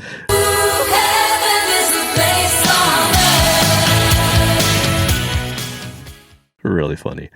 Okay, let's move into a band that goes with something I talked about earlier where I said the 70s prog guys, they were like, oh, we got to start making some more money because this prog stuff's not going to make us any money anymore, so let's get into this AOR thing. And this is an AOR supergroup comprised of former 70s prog guys, but it's not Asia. That's the one you think of is Asia. Not Europe. No, not Europe. They weren't proggers. Not Antarctica. No, that wasn't a band. No, this is a different band. Right. Well, there might have been one. It might have been somewhere in Yugoslavia. But guitarist Steve Howe, who was actually... Oh, I know that guy. You know that guy. We saw him on Yes just a few months ago. 4'6" of them. Yeah, he's a little frail now. He's so tiny. He's a tiny guy. But he left his other 80s AOR supergroup, Asia. He left Asia in 1984. Jet setter. And he decided to have another try. But this time he was going to grab a different guy. Instead of the Emerson, Lake and Palmer guys, he's like, I'm going to work with the Genesis guy. Okay, just adjacent. So he grabbed Steve Hackett, the guitarist from Genesis, and he put this band together called GTR because they're both guitarists. And when you're in the studio and you write down guitar, you write GTR because you can't spell the whole thing out. It'd be too long. Right. So you got to save space. Just a note for you. That's how you annotate when you're in the Drums studio. are DRM. Yes. Yeah. You get it. You got it. So anyway. The singer is ASS. Oh, you did not say that? I like what you did there. Okay, so Steve Hackett, he left Genesis in 1977, so he has not enjoyed any of the pop years of Genesis. He missed all that. Oof. He's been focusing on being a guitarist, and he's a guitarist extraordinaire. He created tapping before Eddie, and so he's been focusing on like proggier, out there stuff, and it's not making him a whole lot of money. He's doing it for love. He's doing it for love because that's what he likes to do. Yeah. But he's like, okay, I'll join up with Steve and maybe I can make some money. And his whole point for doing this was to make money to fund his solo albums going forward. And that's the only reason he's like, I'm going to get into a commercial venture and we'll just see where it goes. Got some mortgage payments. Yeah. So they recruited ex-Marillion drummer, Jonathan Mover, who was on the first Marillion album. They got him on the drums, and then they got a bass player named Phil Spalding and a singer named Max Bacon. Now, I don't know, is that Kevin Bacon's brother? What the hell you say? No, it's the mayor of former mayor of Smyrna. It's where the we mayor live. of Smyrna. Did you not catch Max that when you said Bacon. that? Yeah, so this is the God's honest truth. Our former mayor of 35 years, his name was Max Bacon. Well, maybe it's the same guy. So his bumper stickers when he would get reelected every 4 years is like, I love bacon. Oh. And it was genius for marketing purposes because everybody had a I love bacon I sticker thought you were on going to their say car. bring home the bacon. Or He something like that. did for many years, and our courthouse is named after him. And okay. So Well- side note that nobody cares about, but we had a mayor named Max Bacon. Well, perhaps he was part of GTR. I don't know. He was a very eclectic guy. Yeah, so maybe you never know. So they only recorded a single self-titled album that got released in 1986, and their whole shtick was, we're calling the band GTR. It's about two guitarists, I'm surprised they didn't clash more because you have two lead guitarists from... Two alpha guitarists. Alpha guys, leaders of their bands at time. But anyway, they didn't clash at first. But they did decide, hey, we're not going to hire a keyboardist. Yeah. We're not going to have keyboards on this. But keyboards are kind of a big part of this sound. Mm-hmm. So they opted to go with the Roland guitar synthesizers. Otherwise known as a keytar? No. This was guitar synth. This is where Roland... And I played with one of these. I remember this. Oh, so it's a flat keyboard, not a keytar. No, it is. You plug it into your guitar. It's a pickup that slides into your guitar, and then it is plugged into a bank of keyboards. I've never heard of this. You play the guitar. It's guitar synth is what it is. And you play the guitar, and the sound that comes out is the synth sound. Okay. Now, I remember the very first time I ever went to a music store in, call it 1989, like a music store that actually had real instruments, not just crappy instruments. I went with my friend Richard Carnes, and he said, you can go into that room. He was a keyboard player. You can go in that room, and actually play the instruments. And so here I am, a teenager, just never picked up a guitar before. I go into this room and they have one of these Roland synth guitars in there, and I just take it off the wall, and Richard's playing around with the Roland keyboards, which were very expensive, and I'm playing with this guitar synth thing, which is very expensive, and it kind of sounds like shit, but I don't know what I'm doing anyway. But yeah, we just pulled them off the walls. We were those kids. Yes. You know those kids that go in, they just destroy the shit. Having convulsions outside the window. No one ever came into the room and told us not to do it. But I remember that, and I remember thinking this guitar synth thing is weird. And the reason I bring that up is they recorded the album with it. Then when they tried to go on tour, they just didn't work well. Yeah. And so they had to hire a keyboardist for the tour, but the ultimate insult. The insult to what they were trying to do. And the other thing is, the person that produced their album is Jeff Downs from Asia. The keyboardist from Asia produced the album. They're haunted by these keyboards. Which we also saw Jeff Downs with Yes. He was the keyboardist with Yes when we saw them. Yeah, there's the other older dude. Yeah, exactly. The album actually went gold in the U.S. It hit number 11 on the album charts. The single was called When the Heart Rules the Mind. I don't know if you remember that or not. It stayed on the chart for 16 weeks, and then they put out a second single called The Hunter. I don't remember either of these being played, but I have owned this LP, this record. I've owned it since probably 1990, because when Square Records was going out of business in the early 90s, I $2 for $1. Grabbed a whole bunch of records, and this was one of them. And so anyway, I've had it for a long time, so I'm going to play a song, not one of those. I'm going to play another song that I think just fits the AOR mold very well. This is called Here I Wait, from GTR 1986.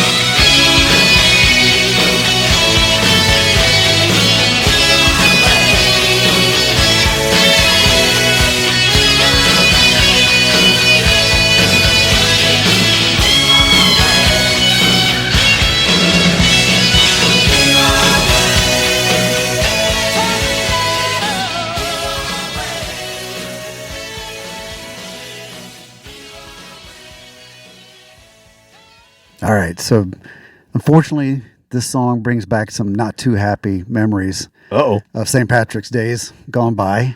So we go to the party, the bar. It's a special event. They've got, barricades because they've expanded the bar. They have an outdoor beer trailer thing. Mm-hmm. And inevitably, you got to wait in line to get a beer.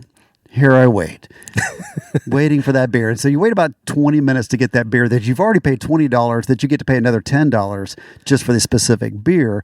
And then about the time you get the beer, you realize, I got to go to the bathroom. And so you have the choice.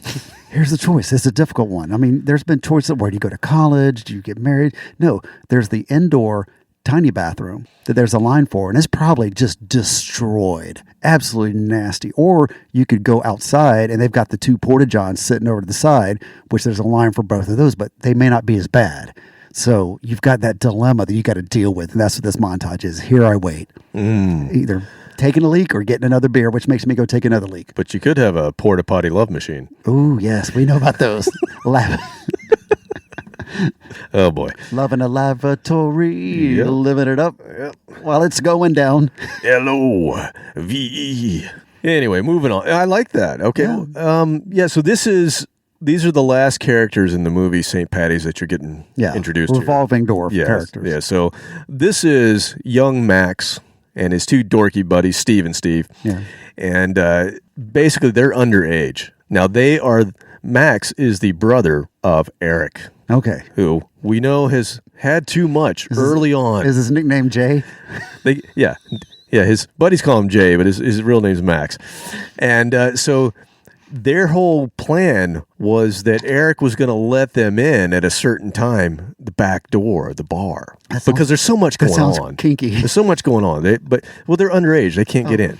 But we know from the first song that Eric had a little too much and was not quite there by the time evening rolls around. He hasn't had his montage yet where he's back up. And so this is about them in the back of that bar waiting to be let in and suddenly realizing this may not happen. Eric! Exactly. But realizing this may not happen, and plus they're having to watch out for cops, they're having to watch out for other people, bouncers, and so that's what's happening here. People taking a leak behind the building. Yeah. Because there's a line. So sequencing is out here. Both of our movies are overlapping now. Yeah, they are. But this is the last of the characters you're going to get introduced. This is some Quentin Tarantino shit right here. Somebody's got a gun and some drugs. And Samuel Jackson's in here somewhere. I don't know where, but he comes he's out the of nowhere. bouncer. Yeah. No, he's the owner of the bar. That's what it is. Oh, I'm sorry. Did I break your concentration? I didn't mean to do that. And I will strike down upon thee with great vengeance and furious anger those who attempt to poison and destroy my brothers. And you will know my name is the Lord when I lay my vengeance upon thee. Yeah,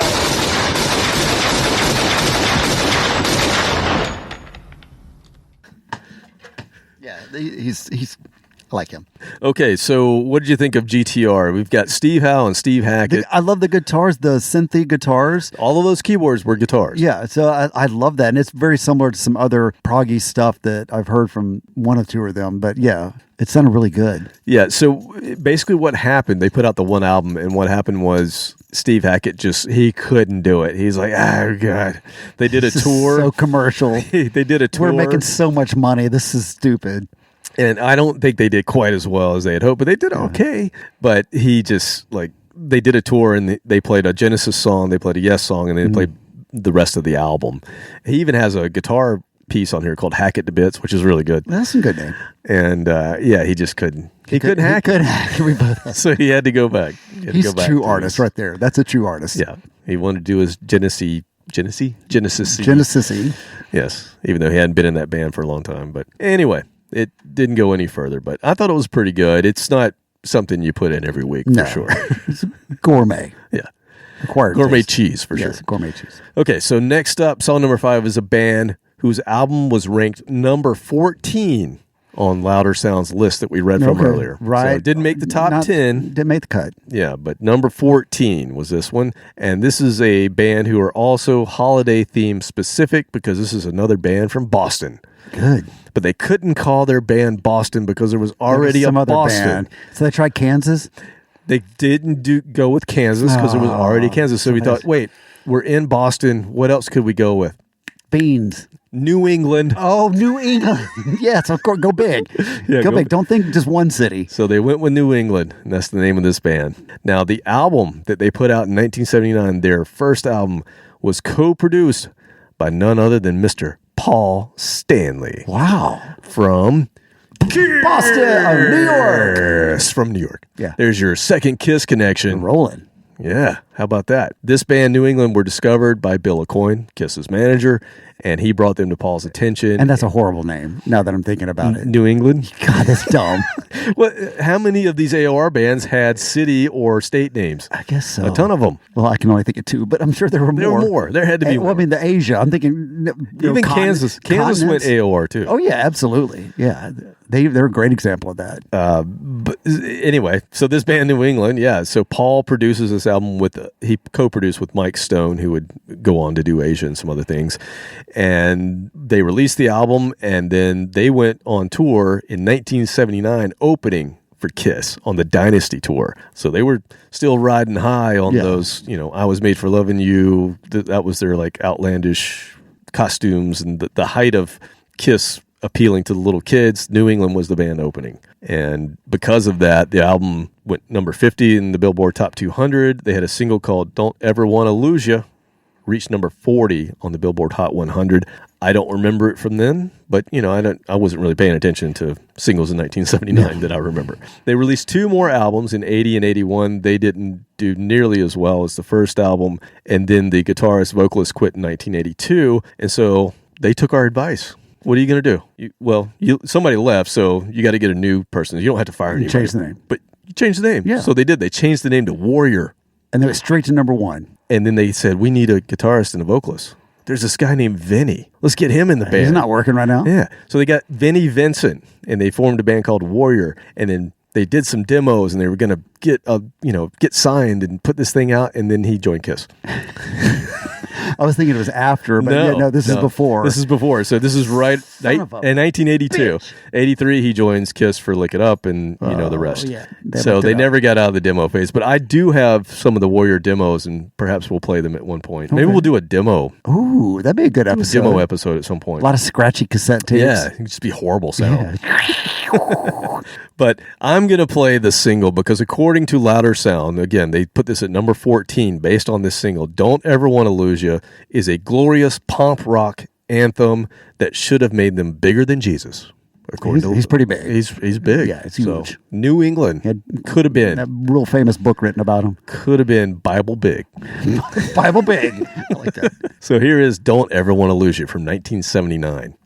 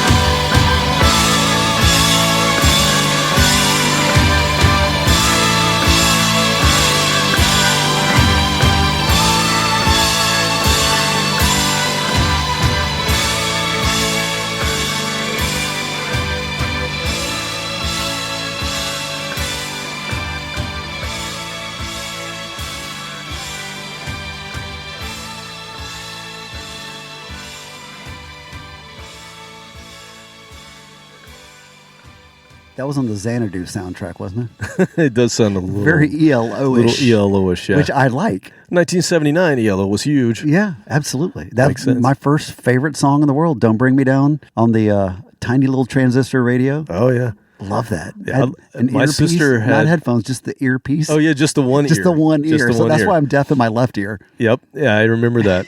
I had a little red one, and it came with I remember the earpiece, and I used to do the same thing, listen to it at night. Yep. And it also had a switch you could get shortwave. Oh, man. And yours so I was used to listen to all badass. kind of weird stuff. Oh, at night. Yeah, you get the Dr. Demento stuff, those kind of radio stations. You would just get like weird sounds. Even just like outer space sounds. Oh, I should look that up for some of our space rock. That'd be some good sound effects. So growing up, I was my dad was a Baptist minister, and so that means we had to go to church at night too. So Sunday morning and Sunday night. Well, guess what's on Sunday night? Occasionally, the Super Bowl. Yes, and it happens. My favorite What's team, your? Dallas Cowboys, was playing in the Super Bowl, and I was probably 7 years old, maybe 8 or 9. I don't know, somewhere in there. Whenever they were in the Super Bowl, and I begged my mother, "Can I just stay home?" And it's like, absolutely not. You know, your dad works at the church. We have to be there. So we worked out an arrangement where I was able to listen to the Super Bowl with my with your little earpiece in. One ear. Yeah, she's like, "Okay, you listen to it." And she Like looked a at Secret me, Serviceman. like right before the service started, she looked at me and she's like, "If they make a touchdown, do not yell or scream," because I would have done that. Like, yeah. Oh, Surprised there weren't more people doing that. well, they just probably stayed home. Oh, well, yeah, right. but I did not have that option. Seeing how the church paid our mortgage and everything. But anyway, yeah. So those radios were great. ELO, Don't Bring Me Down, and then the Xanadu. My sister really loved that. My sister had it too. So I'm listening to this, And I listened to that side. Yep. She listened to the Olivia Newton-John side. They had two.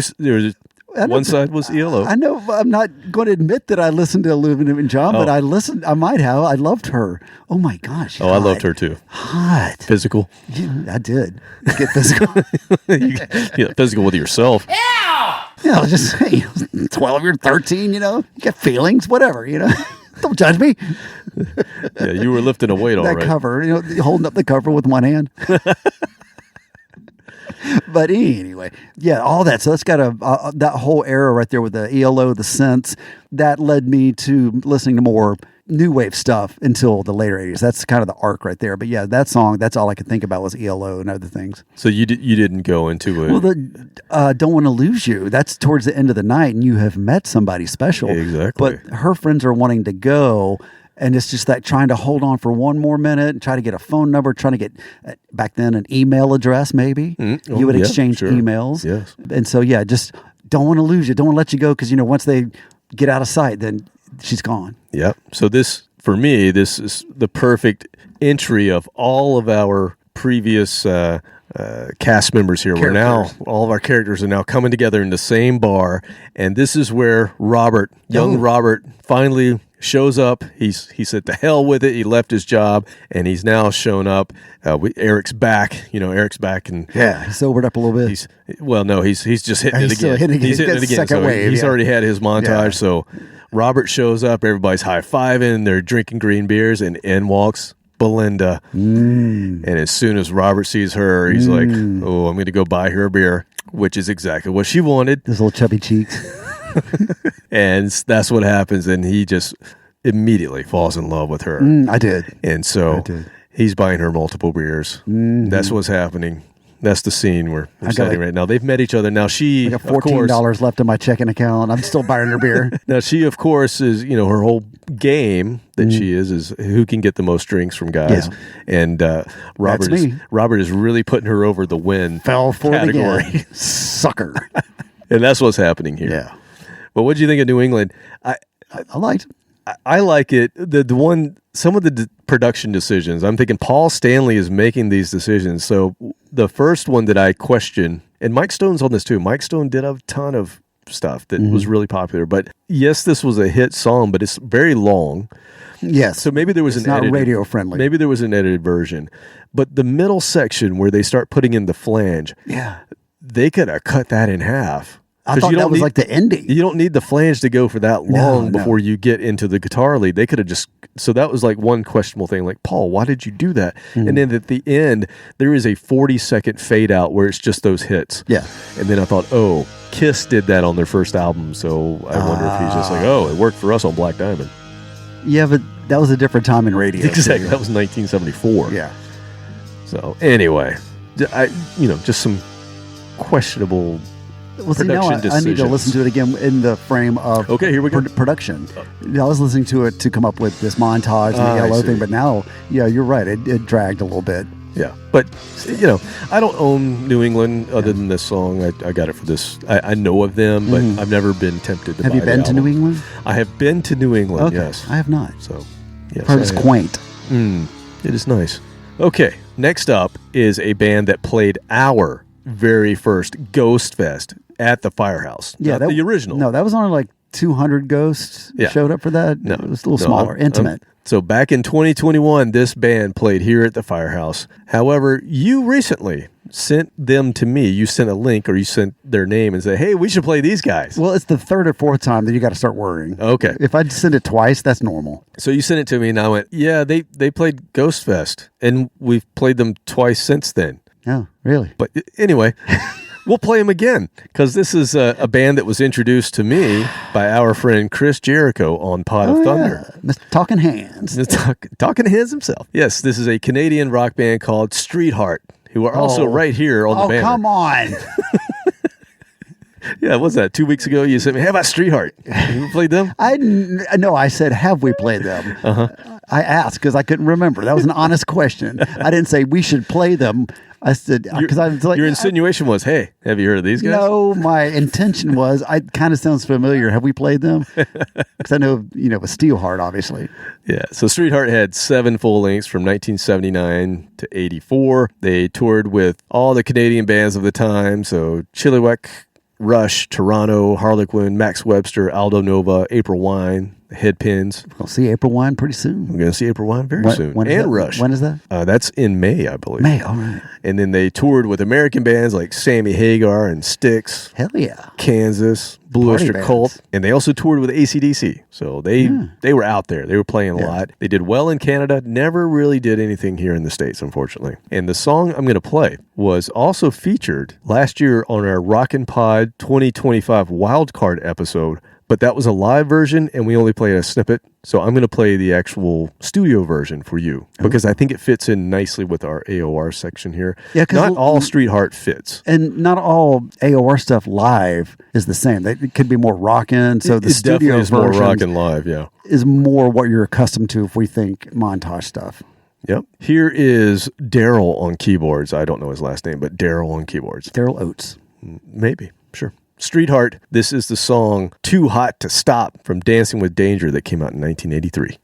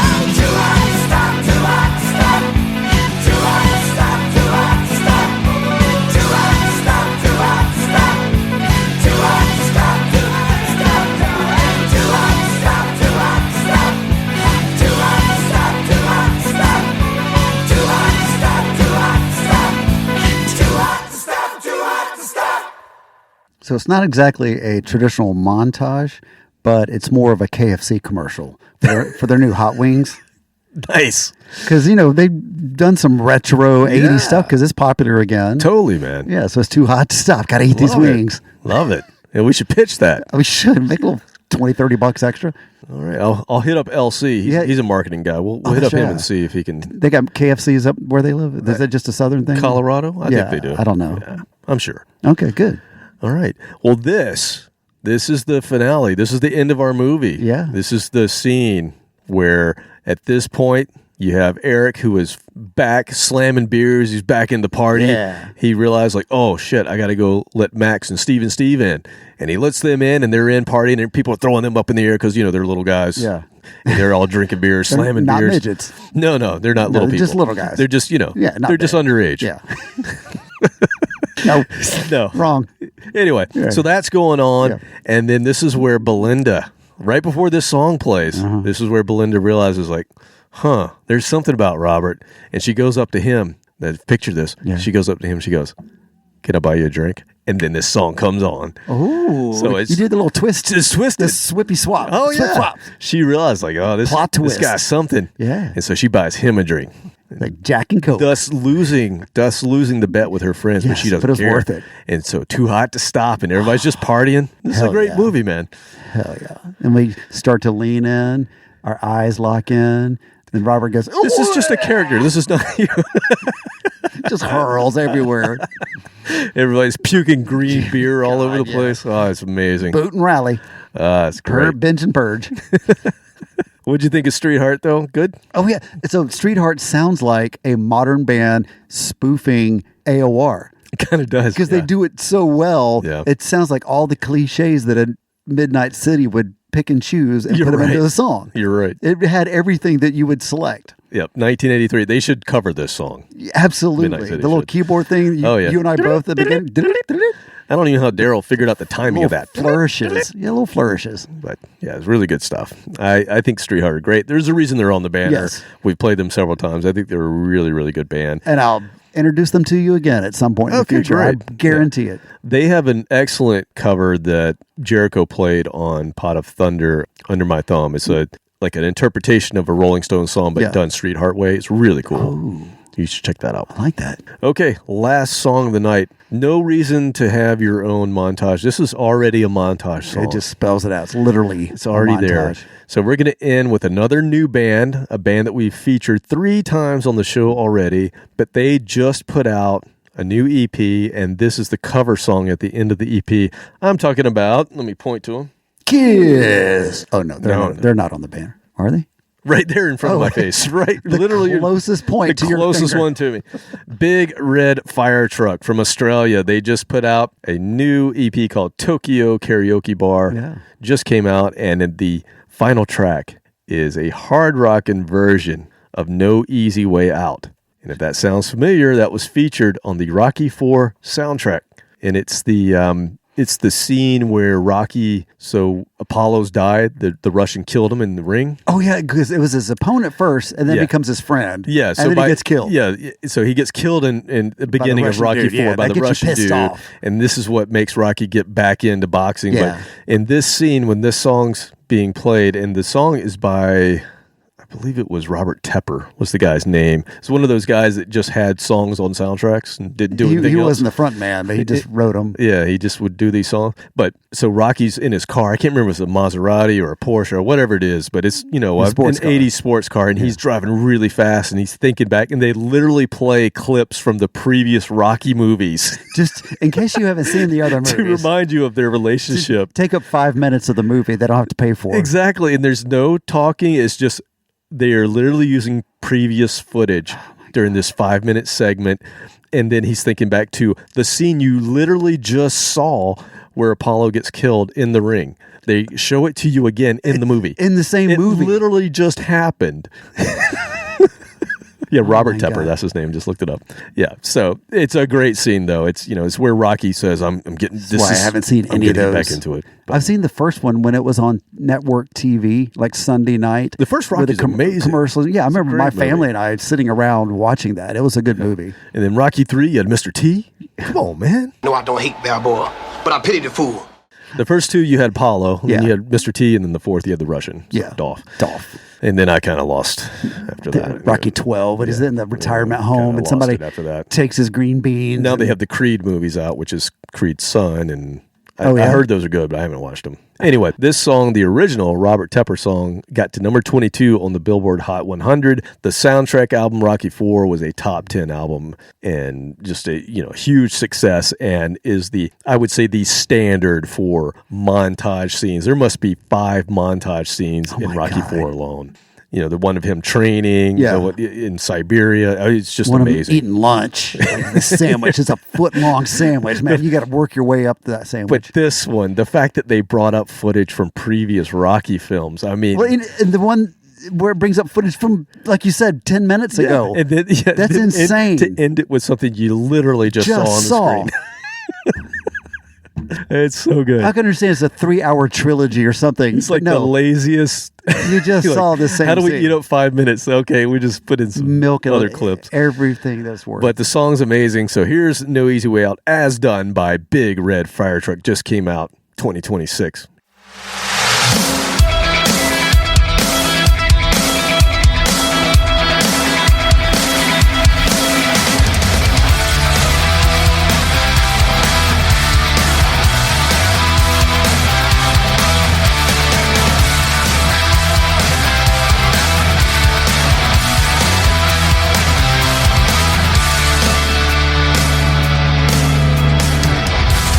We're not indestructible.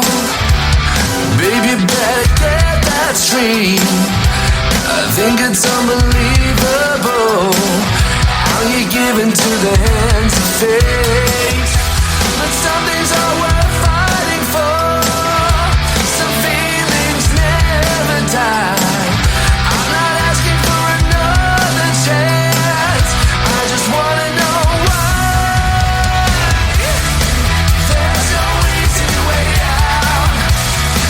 There's no shortcut home. There's no easy way out.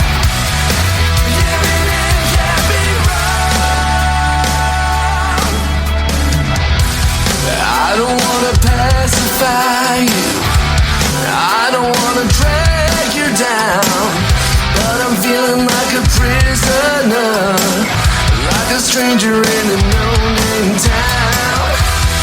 I see all the angry faces. I'm afraid that could be you and me. I'm talking about what might have been, thinking about what it used to be. There's no easy way out. There's no shortcut home. There's no easy way out. You baby can't be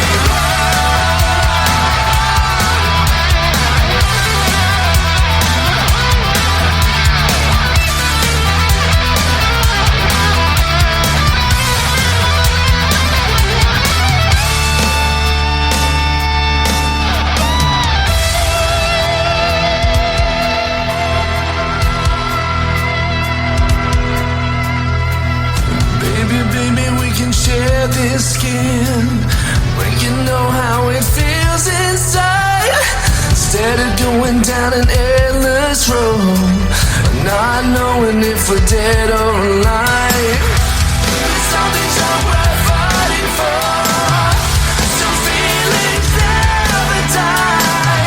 I'm not asking for another chance. I just wanna know why.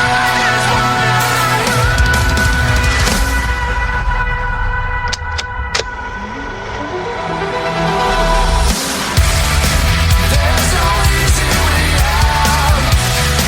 There's no shortcut home.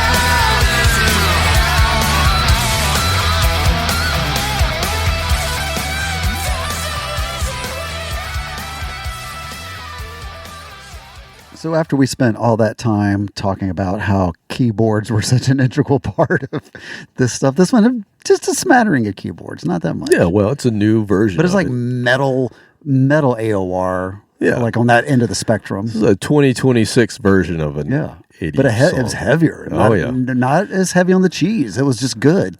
Yeah, it's a great song. It's like I said, the guy that did it, I never heard of him outside of soundtracks. Yeah. So, I bet he made some bucks. Oh, man, I bet he did really well. Didn't have to pay a drummer. Saved all that money. But I love this cover. I think Big Red Fire Truck did a great version. Yeah. Oh, speaking of red fire trucks, man, I got the tiny fire truck running. All right. It's been ill all winter long. And I've called around, tried to get like a shop that works on something like this. Everybody was like, nah. No, nobody wanted to work on it. And I got so mad. I actually had an appointment with a shop, put it on the trailer, drove it to the shop, and I get there, and the guy's like, yeah, we stopped taking vehicles like that. I'm like, I just talked to you 3 days ago. We're going to have to say no. And it got me so mad, I went home and fixed it myself. And it's like, okay, fine. I figured it out. Like on the way home, I figured out what the problem was and fixed it for like $30. So, man, today was glorious. So you were hearing No Easy Way Out as you were driving home. It was this you song were pissed off. in my head. I didn't know it. Yeah. I couldn't tell you what the name was, but yeah, that song was playing. I'm like, all the way back. I'm like, you sons of bitches. That was a waste of an hour of my time. I'll do it my fucking self. And I figured it out. It was and then you started working on it, and by the time the song fades out, you're done. You know what it was? It was a vacuum leak. Vacuum leak, of all the things. So I fixed that. A Hoover? Yeah, Hoover. No. But it was 73 degrees today, and I just had to take it out for a tour. First week of March, I'm out touring in a tiny fire truck. Nice. It's glorious. Waving outside. To the people. Global warming is the best thing that's ever happened. I love it. I was out there with some Aquanet today, just bring some more spray of that. paint. Yeah. Oh, yeah. So wait until we have to do 3 swamp episodes this year. Okay. Don't threaten me with a good time. Okay, Briar Rabbit. Yes. Briar. It's Briar. Briar Rabbit, Briar Patch. In the Briar Patch. Yeah, okay, sorry. I knew. Hey, it's been a long time. Hey, if you want to talk about Uncle Remus, we'll talk about Uncle Remus. Because you can't find it on the internet anymore. I bet not. Nope. That has disappeared. Yes. All right, well, we need to disappear too. It was late. That's about time. Okay, well, that's what I got for you. AOR, another chapter down. Yeah. But there's still a lot left. There absolutely is. We can do more. Get you some popcorn. I think the creativity was there tonight. Thank you for participating. I was actually paying attention tonight. Yeah, you did a great job. Appreciate that. I know in the past, sometimes you just go, no. Yeah. I don't have anything. Depends on my mood. I can't tell you when I'm going to be creative and when I'm not. It just happens. It was good. All right, people. Until next time. See ya. Later.